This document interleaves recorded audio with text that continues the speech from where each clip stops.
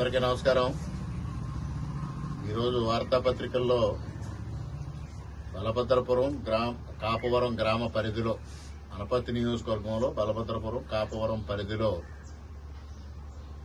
మున్సిపాలిటీల నుంచి ఏదైతే చెత్త వస్తా ఉందో ఆ చెత్తనంతటినీ తీసుకొచ్చి చెత్త నుంచి సంపద, అదేవిధంగా దాని నుంచి విద్యుత్తు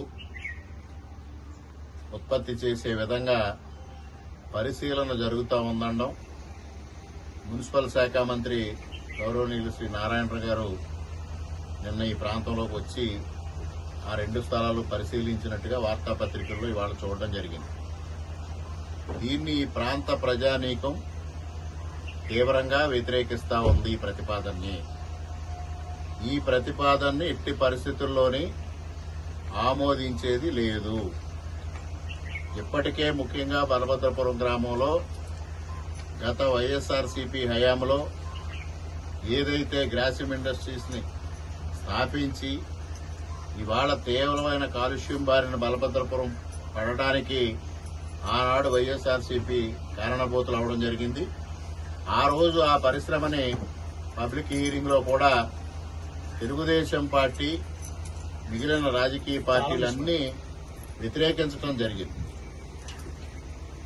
అయినప్పటికీ గ్రాసిమ్ ఇండస్ట్రీస్ ఆనాడు వైఎస్ఆర్సీపీ ప్రభుత్వంతో కుమ్మక్కై పెద్ద ఎత్తున ఇక్కడ కాలుష్య పరిశ్రమ, రసాయనాల పరిశ్రమ స్థాపిస్తే ఇవాళ వందలాది వాహనాలు బలభద్రపురం గ్రామం వెంట తిరుగుతూ తీవ్రమైన ఇబ్బందులకి ప్రజానీకాన్ని గురి చేయడం జరుగుతోంది. అదేవిధంగా ఇవాళ ఈ చుట్టుపక్కల గ్రామాల్లో ఏ గ్రామంలోని లేని విధంగా ఈ గ్రామంలో వందలాది మంది క్యాన్సర్ బారిన పడ్డారు. ఇటీవల కాలంలో ఈ ప్రాంతంలో ఉన్న వైద్యులను కూడా మేమందరం అది విషయాన్ని పరిశీలించమని కోరడం కూడా జరిగింది. జిఎస్ఎల్ మెడికల్ ఆసుపత్రి వారిని కూడా నేను కోరడం జరిగింది.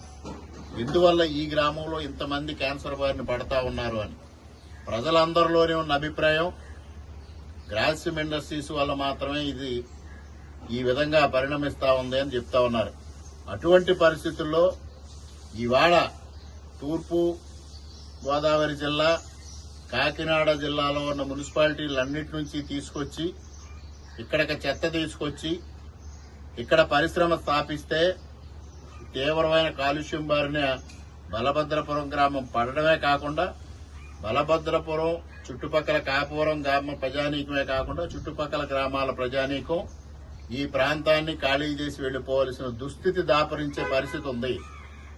ఎందువల్లంటే వందలాది వాహనాలు చెత్త నింపుకుని గ్రామం నుండా తిరుగుతూ ఉంటే ప్రజానీకం ఏ విధంగా నివాసం కొనసాగించగలుగుతారని నేను ప్రశ్నిస్తా ఉన్నా.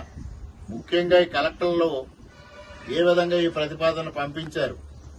ఇక్కడ స్థానిక సర్పంచ్ గారు ఉన్నారు, స్థానిక ఎంపీటీసీ గారు ఉన్నారు. వీళ్ళెవ్వరికీ సమాచారం లేదు. స్థానిక శాసనసభ్యుడిగా నాకు సమాచారం లేదు. కలెక్టర్ల ప్రతిపాదన పంపించారా? ఇది పరిశీలన మాత్రమేనా? అసలు ఏ స్థాయిలో ఇది ఉంది? మాకు స్పష్టం చేయాల్సిన అవసరం ఉంది.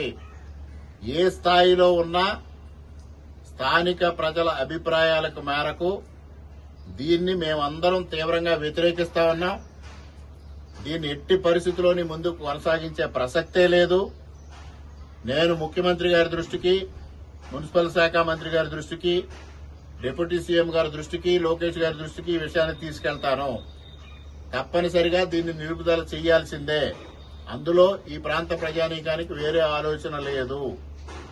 ముఖ్యంగా ఇవాళ నేను అధికారుల్ని తప్పుపడతా ఉన్నా. ఏ విధంగా ఈ ప్రతిపాదనని లేదా ఈ పరిశీలనని ఏ విధంగా అనుమతించారు?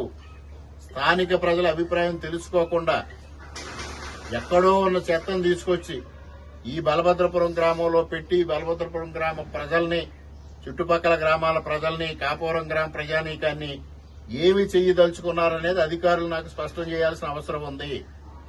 అవసరమైతే ఏ స్థాయికైనా వెళ్లి దీన్ని నిలుపుదల చేయడానికి మేమందరం సంసిద్ధంగా ఉన్నామని మీడియా ముఖంగా తెలియజేస్తా ఉన్నా.